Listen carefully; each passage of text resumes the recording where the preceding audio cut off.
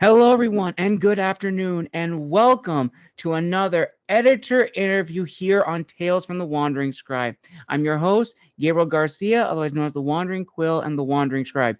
And joining me today is another editor making her official debut here on the channel. Now, my guest today is a dedicated editor with 5 years of experience specializing in working with independent and self publishing authors. She's passionate about helping writers hone their craft and bring their stories to readers on their own terms. Her expertise spans multiple genres, including fantasy, sci fi, and romance, where she helps authors shape immersive worlds and unforgettable characters.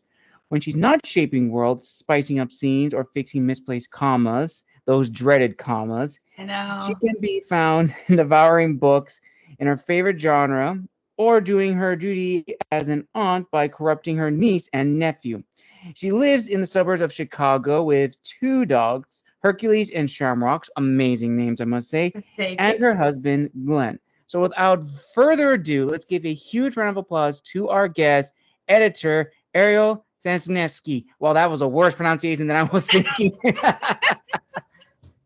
That's okay. I know it's so the Z. It like freaks people out, and like it makes people's like brains like stutter. Your brain like literally stutters when you see the ZEW, and I never get upset. It's okay. Staniszewski. It's fine. It's really Uh, Thank you, Ariel. Thank you. Well, I am so happy to have you here on the show. It is such a blast to have you here. So, before we dive into your work as an editor, can you tell us anything about yourself that not a lot of your fellow readers or maybe viewers who are just learning of you for the first time may not know? Well, I just first want to say thank you so much for like inviting me to be here. This is like fantastic. It's my first time being interviewed. Thank you so much for this experience. You're welcome. But just I guess a little bit more about myself. I'll just say like I'm a military veteran, and I actually started editing in the government and corporate side, and then transitioned over into fiction editing just on a little bit of a whim, honestly. So this has been a little bit of an adventure for me. So I'm very excited to kind of continue on this journey. And so I'm just really excited to just talk about this and talk with you about this. So thanks for having me today. Awesome, Ariel. Well, thank you so very much for coming on the show. We greatly appreciate it. So, going from your bio, you have worked on a lot of different books, and judging from the wall behind you, you clearly have a preferred set of books that you really, really enjoy. So let's actually talk about, how this whole process began. So as you just mentioned before, that you began your editing or you honed your editing skills while working in the government. But I'm curious, how did that transition to working in the publishing world for independent authors, especially these genres of books? Were these the books that you grew up reading as a kid? Were you always fascinated by these books? How did that all come together? Well, it was kind of interesting. Honestly, it started out a little bit as just kind of just a hobby. I was really just reading for enjoyment. I joined just art groups, just like kind of a fan. I did a little bit of beta reading, just kind of for fun. And I noticed that there was just a little bit of a gap in this industry, mostly because I noticed that in beta reading, like some people may not know, is just feedback readers give to authors just for free, their free opinion on the story as it's being written. Hmm. I noticed that beta readers were sort of not being very truthful, honestly, in their feedback. They were kind of being a little bit soft, honestly, and I noticed that maybe I could fill a little bit of a gap, maybe give more of unbiased opinion, something that Hmm. was a little bit of a third party perspective to story writing that was sort of just unique to me given my unconventional background. And so when I saw that that wasn't really being fulfilled by a lot of people that have a more traditional publishing background, that was kind of like how this all started, really. Absolutely. And you're 100% correct when it comes to, beta readers and ARC readers. Beta readers and ARC readers, they do serve a purpose that they are trying to help the author, get their book to the best it can be.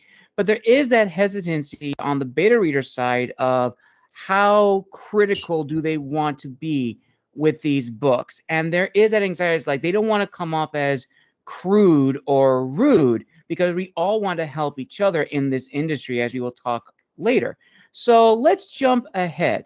So, what would you consider your aha moment when you realize that you want to take the skills you've learned in the government, editing documents, and transitioning into the publishing world and working with authors? How did that come about? I was actually working with one author in specifically. Her name's Amber Page, and I think I was beta reading for her, a romance book for her, and was part of a decent sized group. Maybe there was 5 of us, and I just noticed, and it was kind of like on the same thing. I noticed these comments people were making were just along the same lines, and I agree that comments along these beta readers should be very encouraging, and I agree, but people were failing to point out sort of issues within the story, or maybe make more suggested. Right. People were fearful of making suggestions, and by just making kind of comments here and there, like, hey, would you consider changing this, or hey, have you considered this idea? That was kind of, and the author being very receptive to that, and being really grateful, honestly, that I was willing to kind of step out of line almost and kind of point these things out to her and even say, hey, that was so helpful, thank you. It made me realize, like, are people just not doing this? I was kind of confused. I thought that was the whole point. And so that was kind of like my aha moment, where I was just like, okay, I need to look into this. Like, why aren't people doing this more? Where is the failure? Like, where is the point of failure here? And that was kind of when I really started to decide to like look into how do I transition from like my corporate proofreading, copy editing, and kind of switch over into like fiction. Absolutely. And I think that leads into another discussion, which I've had with previous editors on the show in the past, where in the world for editors, you have one group who are, they build the reputation on, the books they've edited, and they've amassed like, this following saying like, oh, he's an established editor or she's an established editor who has worked on these books. But on the other side, you have those that are accredited, that have certificates, that actually have, I've gone through schooling to be an editor, a copy editor, a proofreader, and they use that as a selling point. It's like, I am, legitimate. So where have you sort of seen like, this sort of like balance and like struggle in like the editor community for you, whereas like you have your background and skills from the government and you've amassed those skills, and then transitioning that mindset, that analytical mindset to the fiction world? Some may argue is like, well, yes, you have the experience as an editor, but would you be the right editor for like the fiction world? How have you like approached that, or has anyone brought that up to your attention?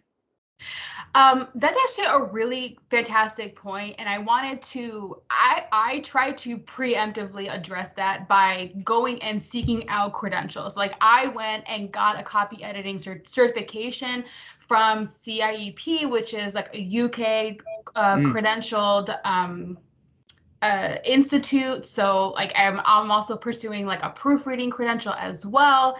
And then I also work with other like fiction authors to gain that additional experience in the fiction world. Like, I started just ARC reading, just beta reading for free, gaining experience, not charging people, just so I can say like, hey, yes, these skills transfer over as well as I say they do, and as well as I thought they would. And then on top of that, also saying, hey, I do have these credentials as well, because I did anticipate that being sort of maybe not an issue, but something that some people would point out, because I would have pointed that out as well. I made a whole video series on TikTok of how do you know an editor is legit, basically. And credentials is one thing I do point out to people. Like, there are certification companies out there that editors specifically can go and like seek out. So Absolutely, 100%. And what you just said, Ariel, is exactly what a lot of my other editor guests have said on the show, which is, very, very important because it's also building a good rapport with, with your readers, with your clients to establish that good connection. So now let's actually talk about that. So walk me through the first book you ever worked on as an editor, and the two questions for that are, what were the goals you had going into that book as the editor, and understanding the wishes of the author, how did you approach the audience that the author was trying to market to? Because the author has one idea of the readers, but you, as the editor, as you edit the book, make suggestions, you may see a readership that is unknown to the author. that's a fantastic question. Well, thinking back to like my very first my very first book editing may not be the right book to answer that question, because it was actually a comic book that I proofread. So That's okay. Comic books work. but so that was interesting because the comic book I proofread was for just a friend of mine. It was a paranormal comic book, and it was I would say it was, you can classify it as YA. It was it was violent, but not inappropriately so. So it was fairly accessible. Right. And I think he wrote it with the intention that it was sort of like a dedication to his kids. And so proofreading that was quite fun, honestly, quite interesting. Keeping that in mind that it was intended for like his teenage kids, Right. did require some correction, in the sense that the graphics were on the gory side, and I had to make some not correction, maybe recommendation is actually better phrasing, because editors try not to make corrections so much as recommendations and suggestions. Right. So there were some suggestions that I made for that in the art maybe. Mm-hmm. So that was probably something that I worked on a little bit as some of my earlier work. Yeah. Nice. And then jumping from that point, what would you say were the initial reactions like, not just from the author, but also friends and family who learned that you are now going into the publishing world? They're pretty excited. Honestly, they thought it made complete sense because they've always known me to be such a reader. And they were just like, oh, well, and someone who I'm the person who always proofreads, their emails and their projects. And just I'm always that person who gives things a once or twice over before anything gets printed or anything like that. So it made perfect sense to them, and everyone is very excited and highly encouraging. Yes. That's good. That's really, really good. Now, what of your friend after you worked on their comic? What was their reactions like? They thought it was pretty cool. I mean, because I guess so. A lot of my friends are part of I run a book club, and that's kind of like my main pool of friends. And so we're all just really nerdy. And what's cooler than having like an editor in a book club who can bring new and exciting projects into that book club and say, hey, look at what I'm working on right now. And then you can kind of like see all like behind the scenes of like this interesting industry that you're all really kind of like into, but you don't really get to see behind the scenes of unless you're like in that. Absolutely. And you're probably the second guest I've had today that has mentioned, book club. My first guest literally used the book club as a testing grounds for her book. She didn't tell anyone this was hers. She literally brought it to the book club saying, hey, I found this book. Would you be interested to read it? And the next month, if I'm remembering correctly, they said, I love this book. When is it coming out? I was like, oh, you really love this. So she used her friends as an introduction into her book and kind of like free editing and like not editing, but like free reviews in a sense, like getting their feedback. It's like that is incredible. But that's probably the beautiful thing about the publishing world and the author community is that there are many other ways to make connections and just, test the ground to see, what works, what can be improved upon, and so forth. And from that initial project that you worked on, Ariel, would you agree that it validated your goals that you set out for yourself as an editor, that it showed you like, this is where I am meant to be, that my skills, they are legit, that I am legit? Absolutely. I would say absolutely. Just working on that project, even though it was short, we did two comics, and like it was like of the primary and the sequel. Um, just working through those two comics, it was a nice brief like proofread. Um, it felt like home, honestly. Like working on those projects, it was definitely validating from my end. Like I was absolutely doing what I was meant to be doing. And then the feedback I got from the author, like he was obviously grateful, like this was so helpful, thank you. I think I have his review up on my Instagram page, a nice like testimonial from him. It was definitely like validation, like yeah, this is definitely what I was meant to be doing for sure. That's actually really, really good to hear because that actually leads now into the next question, which is one of a few reflective and personal questions. Now, from an author's perspective, when we go and look for, ARC readers, beta readers, as well as editors, there is that hesitancy because, the work is tied to the author, like it is our baby. And Oh yeah. when we share that with strangers, there is that hesitancy again, but the anxiety builds up because we don't know what the reactions are going to be, we don't know what they're going to say.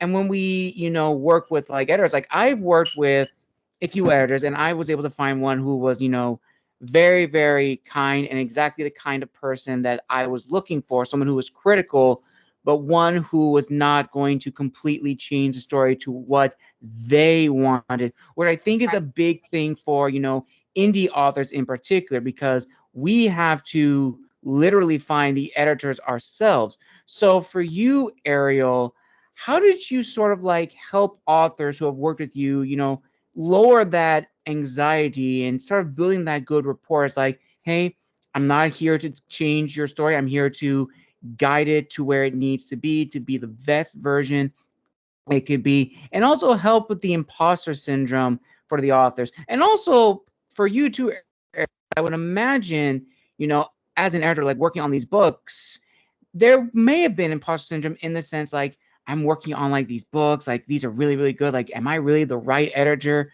for these books? I mean, this person's done like so many and they came to me.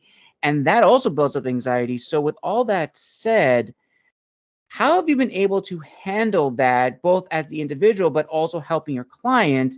And what has disciplined you to be the best editor you can be, not just for yourself as the individual, but also for your clients?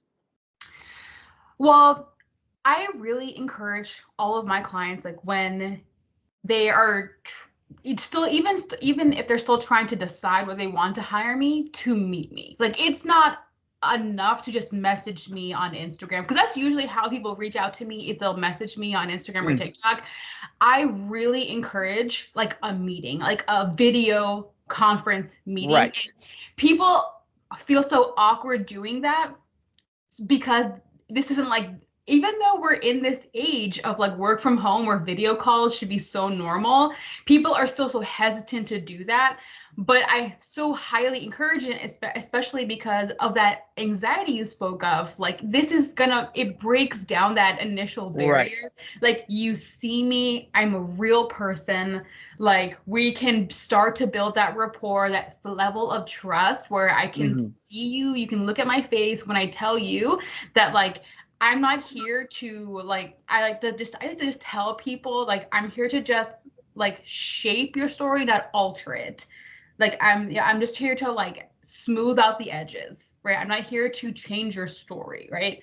And Mhm. so and now it's helpful when you can look at someone's eyes and talk to them and see that they are genuine, you know, when they're speaking to you. Because when you're just messaging someone, they can say anything. But when you're talking to someone, like vibes are real, Yeah. you know, vibes. And when you get a feeling with someone, when you have like a good sense of them, I think that like level of trust and how like comfortable you are, it can go a really long way to like taking care, bringing down that anxiety, making you comfortable with them. And so it really goes a long way in building that relationship and that sense of rapport.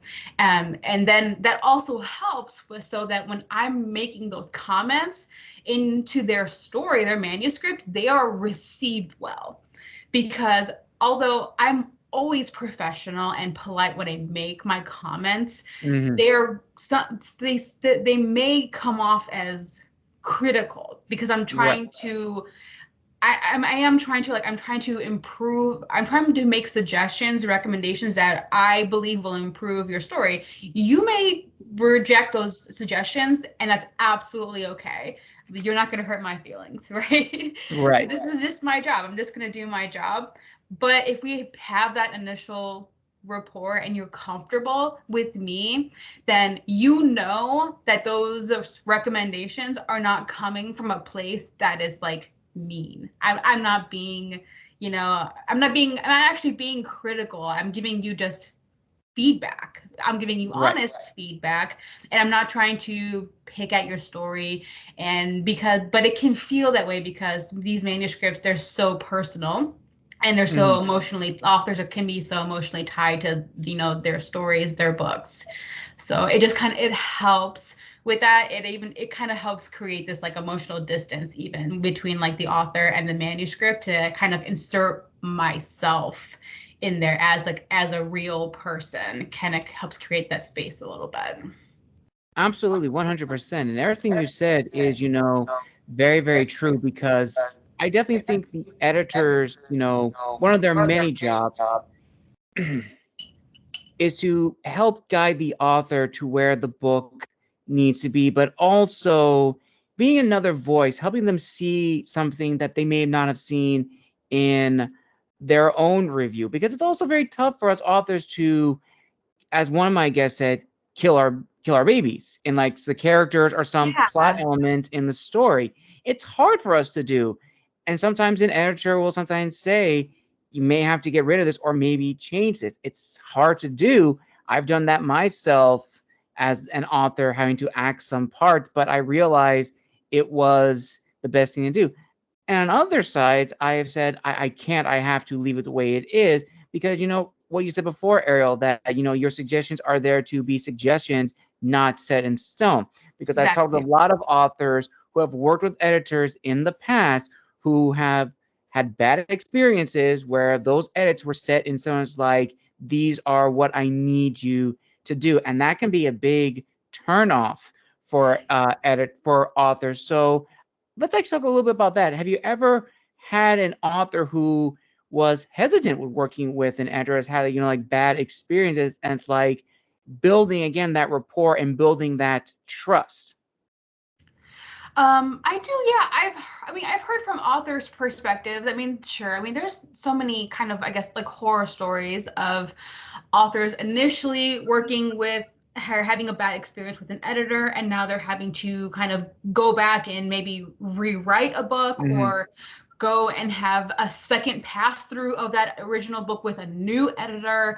Right. I'm actually kind of friends with an author who's kind of dealing with that right now, where her debut novel was just poorly edited, and she's kind of going through a rewrite, and then she'll, you know, go. She has a new editor that she really Hmm. likes working with, it, who's gonna like handle that rewrite for her, and it's just so disheartening and it's unfortunate. And I think a lot of debut authors deal with that because they don't know what to look for, they don't know how to vet editors, and so that can be unfortunate. Hmm. And it's, yeah, it's kind of, honestly, it sucks, But hopefully, like I said, like I have a couple posts on my social media on like kind of how to vet editors, and that hopefully that's like helpful to people that's like there.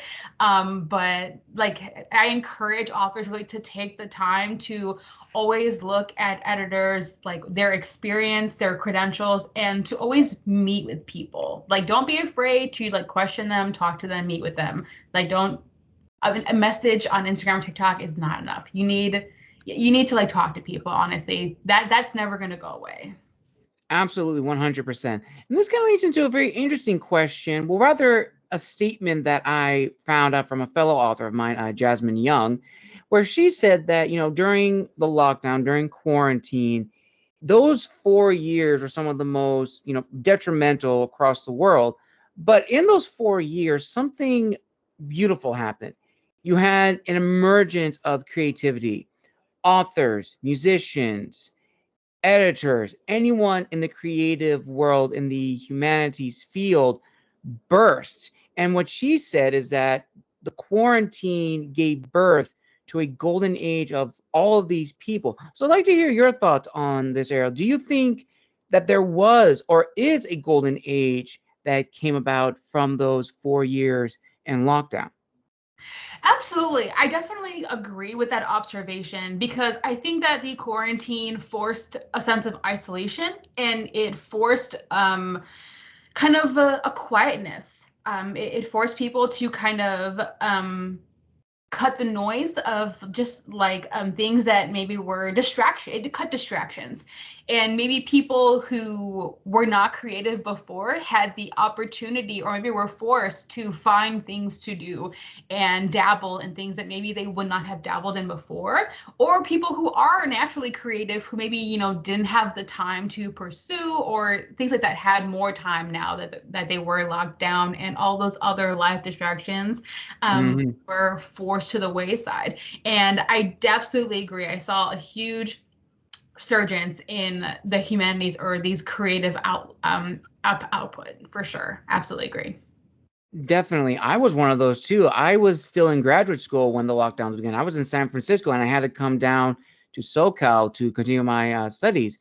Mm-hmm. And, to break out the noise or to like, get my mind off of the monotonous that was happening, I wrote like 4 drafts of my books and 3 of them are published: The Gathering, Amulet, Son of Persia, and probably my most favorite, Michael, Last Angel of Earth, and currently now working on getting the 4th one published. But it is very true. And a lot of authors who I've interviewed within like 7 years of doing podcasting all came about during those 4 years. Sometimes it was people who returned to writing, which is very, very fascinating and very amazing to hear these amazing stories and just, the growth. And with that said, it's now time to talk about the business side of being an editor, which I'm very eager to hear your thoughts on. So, as a little icebreaker, Ariel, so in your bio, that you specifically work on like these books, which are like sci-fi, fantasy, romance, and other books as well. Now, for you, how did you decide as the editor that these were your bread and butter preferred genres to work in? And have you worked on other genres outside of your comfort zone? And what have you learned as an editor from that? So I no, so I noticed that I had this natural inclination toward initially fantasy and romance because, well, one, they were just what interests me the most, Mm-hmm. and so what interests you is kind of usually what you're good at because you naturally just are like researching that more. That's what I started out in, and then sci-fi, I enjoy researching, and so when you edit sci-fi, it does come with a lot of research because copy Mm-hmm. editing, it's not just grammar, punctuation, right? It does Right. come with a lot of book bibling. It comes with a lot of research. you track down a lot of information, like what is light speed, right? Like you do a lot of Googling, right? And so, but I really enjoy doing that, which is why I was happy to like hone in on sci-fi as one of my like preferred genres to edit. Romance actually came about it was kind of funny. One of the authors I work with, she very lovingly calls me her spice consultant. And so so whenever she's writing a spicy scene she can't quite get right, or she's like, Ariel, this isn't spicy enough, I need your help, she'll message me. So there, that's my spice consultant TM. I don't know. But then yeah, I have like these random projects. Like I also have a couple of like Christian religious books that I've worked on a lot, and those were just like personal passion projects of mine, Right. just because they follow like my own personal beliefs, and so I was just like happy to work on them as just like I said, like personal projects. I don't do them like often, but they were authors that I knew, and so I was just happy to take them on as clients. Absolutely. And I absolutely love, how your breakdown of like, these different genres is usually like something that's been attached to you. Like these are the books you grew up reading, or these are the type of stories that you love to enjoy. So now that goes into, helping the author craft the audience. What I definitely think from an author's perspective is probably one of the most difficult things to do, that and the readership. So when you're working on a book with an author, how do you help them through the edits and through suggestions hone in on the audience? And in your opinion, as an editor and as well as a reader, when should the author take into account their audience when you're working with them? During the initial rewrites or before they do publication? And the reason I bring this up is that I've had a lot of guests who have been on either side, especially editors. Sometimes they've worked with authors who are just honing their books and maybe not edit for like a few years. Sometimes they're just finalizing the last few things, but they don't really know who the audience is. So they need another pair of eyes to really see it and maybe give a different perspective. I'm actually team very early. So, because part of kind of my own personal like business education, I have to take a lot of. I'm a associate of business management as well. Mm-hmm. And part of that education is you take like marketing classes, and so honing my ability to like hone in on a customer and like those demographics has really kind of helped me gauge audiences for books. And so the earlier you're able to do that actually helps you shape your story. Because especially I've had an author who was writing what she thought was a cozy, like adult cozy fantasy. Right. However, what the story she was writing was actually it was actually an adult it was borderline dark fantasy. Well, it wasn't very cozy at all. And so that's a very different audience, cozy and dark. And it even had the themes of the book were actually even had some like young adult themes to it. And so like because there were like some like chosen one aspects and some like lesson learned aspects, and so the feedback I had given her, I was like, well, so you're kind of in like three categories of readership here, and so depending on how you shape your story is can change on how you market your book. And granted, you don't have to pick only one. Like you can, how you market your book, you can market to many like groups of people, right? But just for your information, the earlier you have this information can inform how you write your story. Because in this specific situation, the cozy and like adult or dark fantasy aspects were directly related to how violent and gory her fight scenes were. That is something that was like that she could directly change like as she was writing her book, or and it would have probably been easier to notice that or make those changes as she was writing, as opposed to me pointing them out in like as I'm editing, and now she has to like go back and change and maybe amend entire scenes potentially. So if you have kind Absolutely. of an idea, an audience in mind when you kind of form the story in your head, it's going to make I believe, in my opinion, it's going to make your writing a little easier, I think. I definitely think so too. Like definitely before, it's really good to have a good idea. And also during the writing process, your audience can change over time. But you have to understand that too, that your audience, your initial audience when you're in the pre-writing phase and like the early draft phase, is not going to be maybe or not the same audience you have for the final draft. You have to understand that. And I've learned that as an author too. Like my preferred audience is like, adult fiction readers.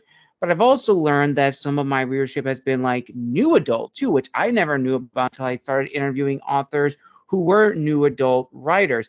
And that I Mhm. think is very interesting from an editor's point of view, in the sense that, working on these different books that follow under these three different readership categories, it's a different mindset, which means different audience, different language, different verbiage. And it's, it could be a little bit challenging, like switching from YA from one project and then going to an NA, which has its own set of rules, Yeah. and then you go to AF, which is adult fiction. So for you, Ariel, as an editor, there's almost like a little like advice question to this. Like, how would you tell like, editors as well as authors to like really understand the readership that you are trying to market towards, if this is like your specific target readership?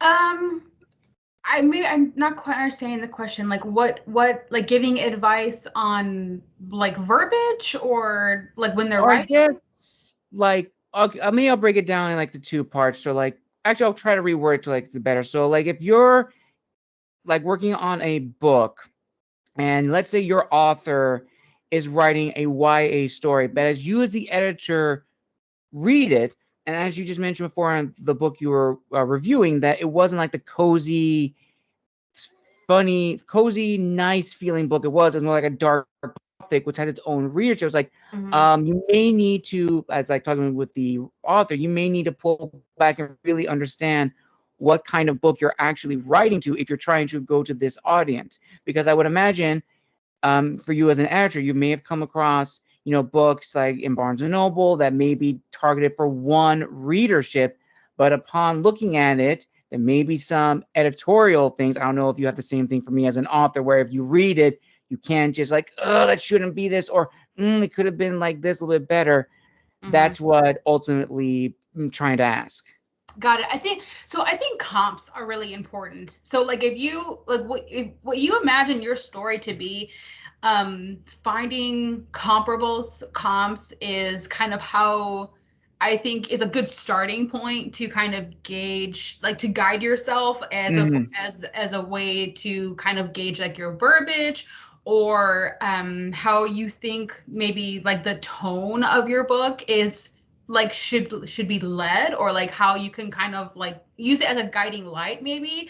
Right. um Especially like in this example, like this author did have like a comp that they were sort of like comparing their story to, but even so, they kind of still pushed the envelope and like entirely a little bit too much, Right. so it still went like too far. And so my Mm-hmm. recommendations were like, okay, well, they are going to choose to either change their marketing genre or pull back. And like I said, like my recommendations, my feedback is always going to be, hey, if you want to be in that genre that you initially told me, these are the changes that you need to make. However, if you want to keep the story that you wrote, this is actually the genre and readership that you most likely will appeal to. I do not have an opinion either way as your Mm. editor, because it's your story, and maybe the story that you actually wrote is the story that you meant to write and you just didn't realize it. maybe you thought you wanted to write a cozy fantasy with some dark elements because you were just trying to push that envelope a little bit. But however, that's just not the story that got written, and that's okay too. You just need to be flexible and adjust. Um, but I think comps is a really great starting point. Like, have your story in mind and see what that could potentially compare to, and that'll be a really good starting for maybe your verbiage and vibes and a good guiding light, I think. Absolutely, 100%. And oh, excuse me for 1 second. Got to take something right back. Right in those three readership categories, there are sort of unspoken rules that they have to follow. Like if an author is writing YA, there has to be some guidelines to classify it as YA. Same thing as NA and AF. And I'm wondering, as an editor, if you've come across those similar rules as the editor saying that, if you're editing a YA book, it has to be structured in this way, or the edits have to make sure it's, YA appropriate or NA appropriate. Have you sort of seen that, or is it almost like, one standard approach that you've used for those different readerships? I think there's a lot of flexibility within those kind of guidelines. I think that what makes that those restrictions is more because of like age appropriateness. I Mm-hmm. like to push boundaries on those things. Like, I like to broaden minds. Like, what makes YA, like, why does the category YA exist is because of age appropriateness. Right. Now, like, so now, does that have to dictate how you tell your story? Not necessarily. Like, so how you tell your story is going to be unique to you, and I want that to be unique to you. So I really don't want to dictate that to authors. But like, I think it's so I'm really going to try and do like the minimum amount of suggesting when it comes to making things like YA appropriate or some things like that. Like, it's really when it comes to maybe like the uh maybe like violence or like Right. sexual like innuendo, things like that, that are really very specific to like age appropriateness. But other than that, like, there are a lot of YA books that really push boundaries when it comes to Mm-hmm. action, adventure, violence, like emotional boundaries that really really kind of are complex. Like the Red Queen series, Yes. right, that is technically YA, and that is there's a lot of violence, there's a lot of war, there's a lot of politicking, and I mean, why can't more YA books be like that? Right. Not, And also yeah. Fourth Wing and Onyx Storm, which is like been like the dominant one in like all social media, like especially Onyx Storm too, which has been like all throughout the publishing world. Yeah, well, and that's adult romantasy, because and so like, and literally the only difference between those two books is one has sex in it and one doesn't. They're both equally very violent. Yes.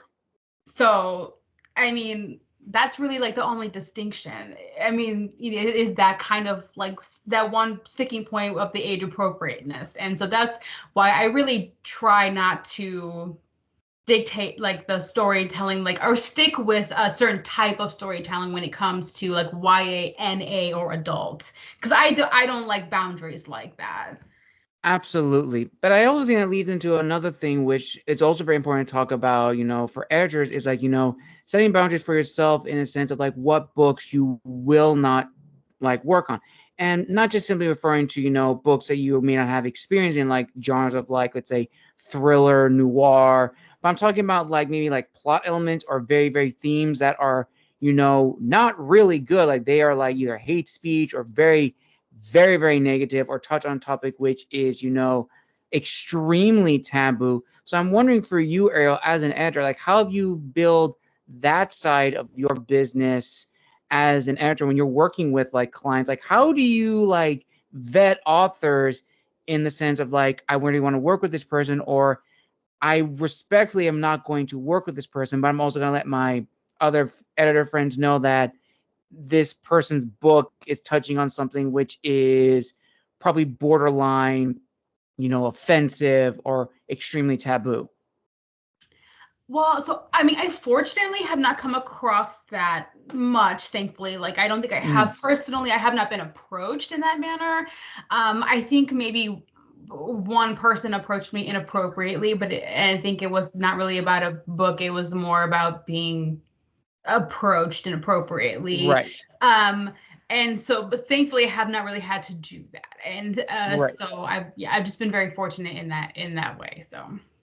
Well, that's good. That's good. But also, I guess kind of going back, like, how do you like, oh, going into the public, like when you're working with like a client, like let's say in the initial discussions, like saying like they want to work with you, how do you like as an editor, like respectfully say like I may not be the best one? Because there may be some books that that may be too maybe advanced for you, or maybe the window is too close and the book may be like 600 pages and it may be too complex. So how Oh, would you sure. approach that? Yeah, sure. I'm honestly, I'm just a very honest and upfront person. I don't necessarily, I'm very straightforward. Honestly, I don't necessarily mince words. I've had to tell people, hey, like, I really appreciate you contacting me. I really wish we could work together. However, either this window is too short for me, or maybe this topic is not something I feel comfortable working on, or I don't have the experience you require or is required to work on this book,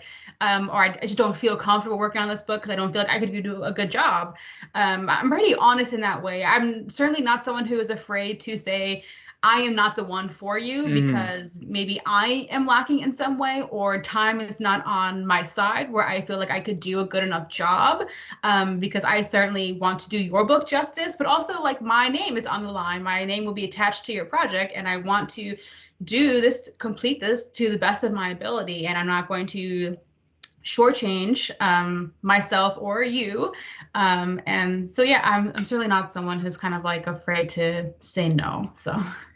Absolutely. And I think that's very, very powerful, Ariel, because it is. It's just not just the author's name, but it's also your name as well, because you want to make sure that you are the right person for a project, and you want to make sure that you, with all your abilities and skills, can get that book to where it needs to be for the author. And that kind of leads into another fun question, which I want to ask you. And actually, one I saved specifically for you. Sure. So, is there a type of book that you would love to edit? Example, choose your own adventure story, something like that. Oh gosh. I would love, because I've worked on so many kinds. I have not worked on a sci-fi in a while, so if there is a nice chunky sci-fi book out there waiting for me, I would love like a space opera. I want a space opera. So someone with a space opera, come and find me. I want to work on your book. Well, Ariel, I think I may know the person for you, and I'll definitely give them to you like after the interview. But that's actually really, really cool. And honestly, I love like like there are like other genres that we can work into like as authors and as editors, because we have our bread and butter, but we shouldn't be confined and restricted. We should That's test the awesome. waters. We should definitely see what we're capable of. And this definitely leads into a question that I usually have for authors, but I'm going to try to word it for this one. And this Sure. question is about the balancing scales, as like the individuality as authors, while also making sure they adhere to the source material. So I'm going to turn this over to you, Ariel's. Like, so how have you been able to help the author balance those two things? Where, yes, you want to help the author's voice get across, you want to make sure that their individuality is coming forward. But on the other side, if you were a reader reading this book, you want to make sure that it is kind of like familiar, that it follows maybe the same themes or tropes that are in said genre. So, how have you been able to help authors with this balancing act? So, I mean, it also, yeah, it depends very specifically on each genre, each book, because Mhm. oh gosh, okay, because I mean, romance, sci-fi, fantasy, they're also so very different, but I'll take um I'll speak generally, I guess. It's all in the setup, I think. The setup of the world and setting up expectations.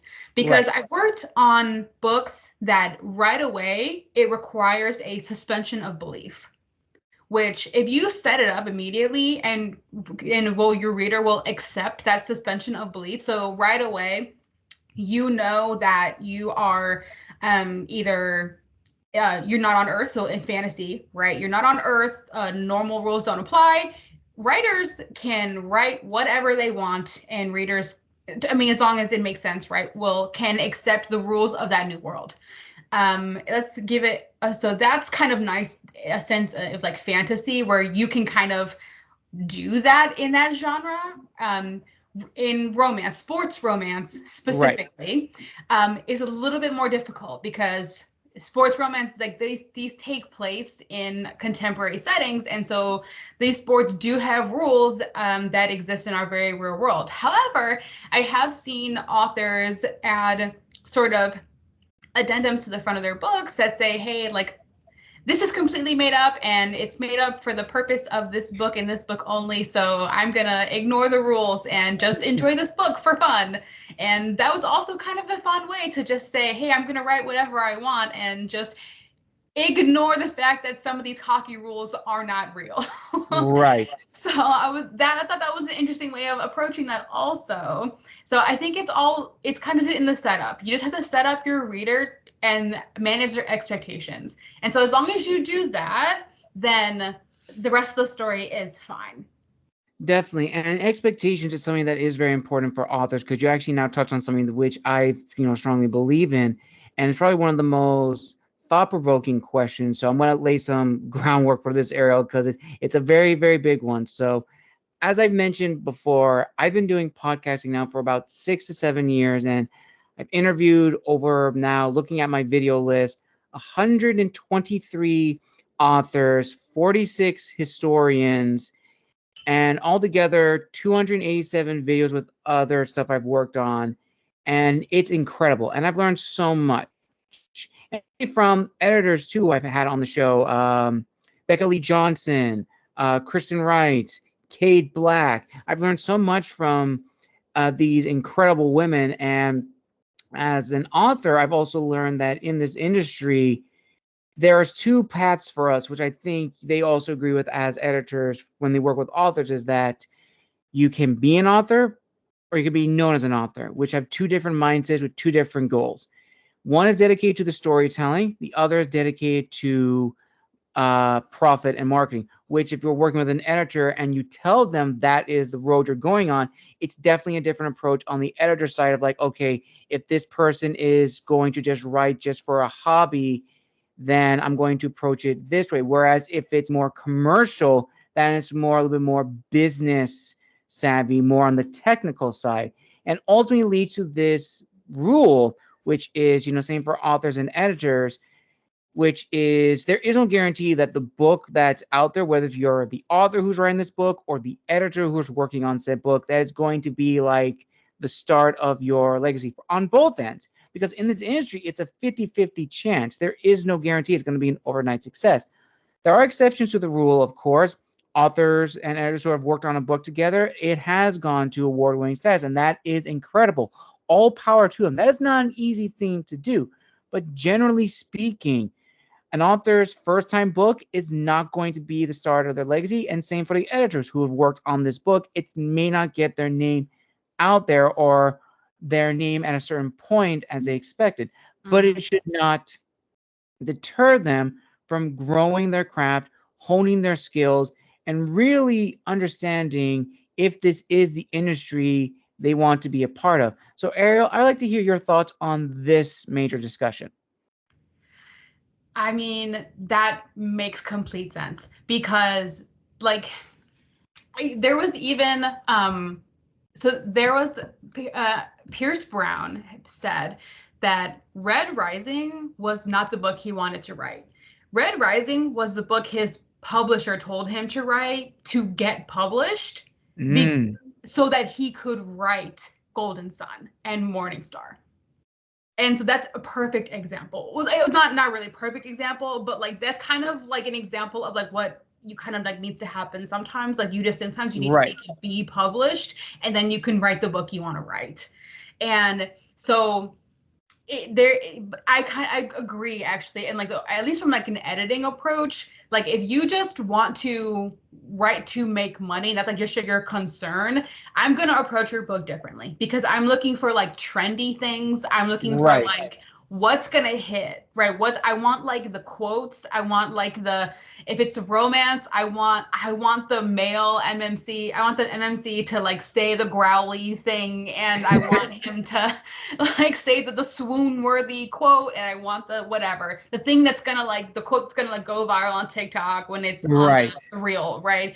But if the author is writing because this is like their passion project and they want it to, it's their baby and it means something to them, then I'm approaching it differently, right? I'm saying I'm analyzing it differently. I'm questioning things, like I'm thinking like I'm looking at it maybe with a little more emotional depth, I would say, as opposed to maybe just like commercial moneymaker. Like it's a little more sanitary, like sanitized, I guess, where it's like has more mass appeal.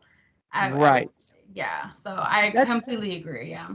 That's very, very true. And because, the mindset is very important for authors in particular, where it's like, are we just writing just as a passion, just to give to our kids down the road, or do we want to make money from this?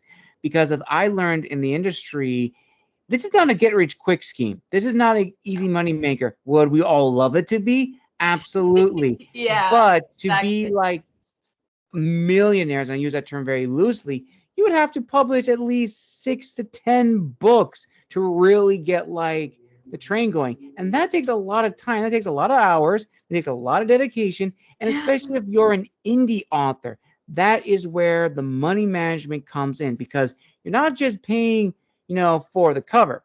You're paying for the editor. You're paying for the formatting. You are balancing everything because you want to make sure you're going to get something back.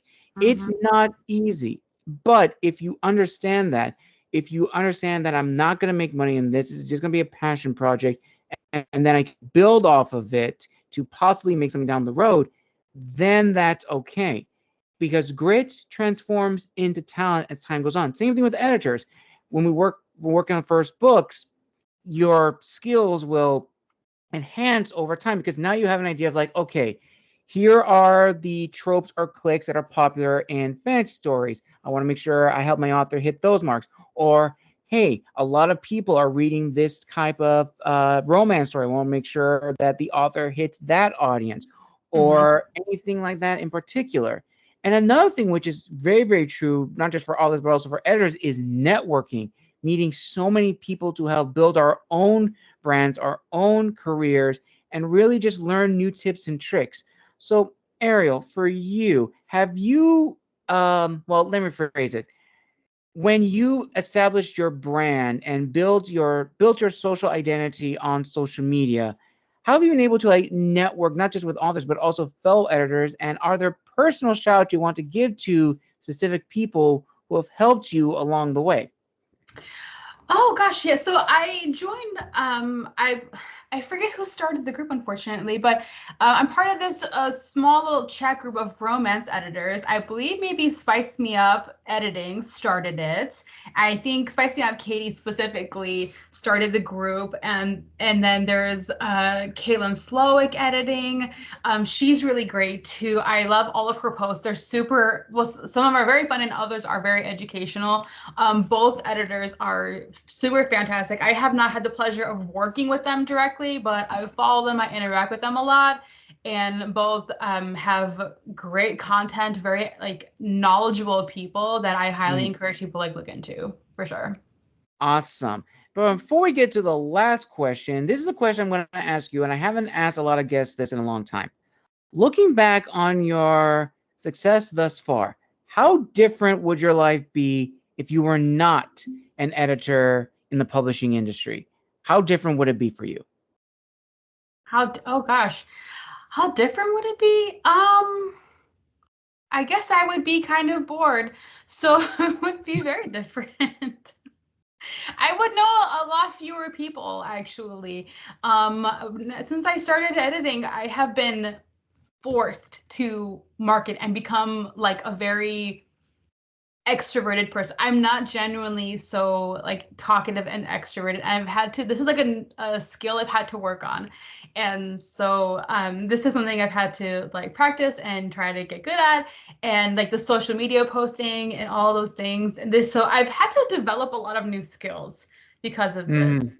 And so I would say my life would be quite different. I would just be like sitting on my couch reading every day after work, just kind of relaxing. And now every day when I get off work, I am just right at my desk. I go from one desk to another and I'm like on, like my camera records me doing random things. I am making TikToks, I'm making carousels for Instagram, I'm constantly making all kinds of stuff, and I would not be doing any of those things voluntarily if I was not a small business owner. I know the struggle. Like as an indie author, like I did not realize how many times I would have to market myself because I'm not a very tech savvy person as well. I only have like, very limited social media presence, but I realized if I wanted to get the word out about my books, I've had to market. I've had to make a YouTube channel, which I've had this, not many people know this, but if people who do, this YouTube channel, Wandering Scribe, it was originally something I had to make for school back in high school, back in 2014. I used Really? that for, 2 videos and then I completely rebranded. And within like a few short years, I got this huge following and this huge brand, which originally came from Anchor because no one knew what I looked like. You only heard my voice. You never saw my face. It wasn't until I want to say December of 2022 that I posted my first episode where people saw my Mm. face. And I was still getting used to, interviewing people like this and everything. But with all that said, I wouldn't change it for anything in the world with all of its headaches and with all of its stuff because I've learned so much from a lot of people. And I'm sure you definitely agree, Ariel, that you've learned a lot from a Yeah. lot of friends, a lot of authors, a lot of editors who have given you their own tips and tricks. And with that said, Ariel, here is the final question of the interview. Okay. Oh gosh. With everything said and done, with all the knowledge you've learned and your continued path, what is your word of wisdom to people who want to get into the editing business, to work with self publishing authors or just authors in general? What is your word of wisdom to them? Hmm. If you are trying to become an editor, I would say editing specific education is number one, top priority. You need some kind of very editing specific education. It's being a former teacher or just enjoying reading is not enough. That doesn't really qualify you to become an editor. And it doesn't really like credential you, right? So if you're looking to become an editor, I would highly look into some of the institutes that kind of give out certificates or credentials for that. And next would then be to just be genuine and to be yourself, like be honest. And your genuine personality is going to attract the authors that it is meant to attract. Like certain authors are going to either like you or they're not going to like you, and that's okay because you're going to be meant to work with who you're going to like work with, and not everyone is going to enjoy your style of editing because you'll Mm-hmm. notice like editors have a certain style, even though you think grammar and punctuation are just grammar and punctuation, but comments, suggestions on like story, plot, character development, they all have like a style to them based off of my own personal knowledge and experience. All the recommendations I make are not going to be the same some other editor might make. And those decisions I have to kind of like, we have to work together, and so just being my genuine self is going to attract a certain type of person. So 100%. Absolutely agree, Ariel. And with that, viewers and listeners, we conclude another amazing editor interview here on the channel. A huge thank you to Ariel for making her official debut here on the channel. And my hope is Now that I've had, let's see, Becca, Kate, Christian, and now Ariel, my hope is somewhere down the road I can have a special episode with all of these amazing women to talk about the editing experience or maybe tips and tricks for people who want to get into the industry. Who knows? If you want that episode, comment down below. And also, Ariel, before we officially end, where can people find you on social media if they want to reach out? And are there any books that you've worked on previously that will be coming out in the next few weeks or months? Yeah, so I'm on Instagram, chapter one author services underscore. And the next novel that is coming out that I most recently worked on is called Press Play by Amber Page. That book will be coming out, I believe, in May. And stay tuned because she has a very special announcement that'll be coming out soon. So you should definitely go follow her author page. So. Awesome. I will provide that down below in the description of this video. Again, everyone, thank you so much for joining us for another episode here. A huge thank you to Ariel. Thank Wish you. her the very best. If you're an indie author looking for an editor, definitely go check out Ariel and her page and definitely reach out to her to make that connection. And as always, viewers and listeners, make sure to like, comment, and subscribe down below.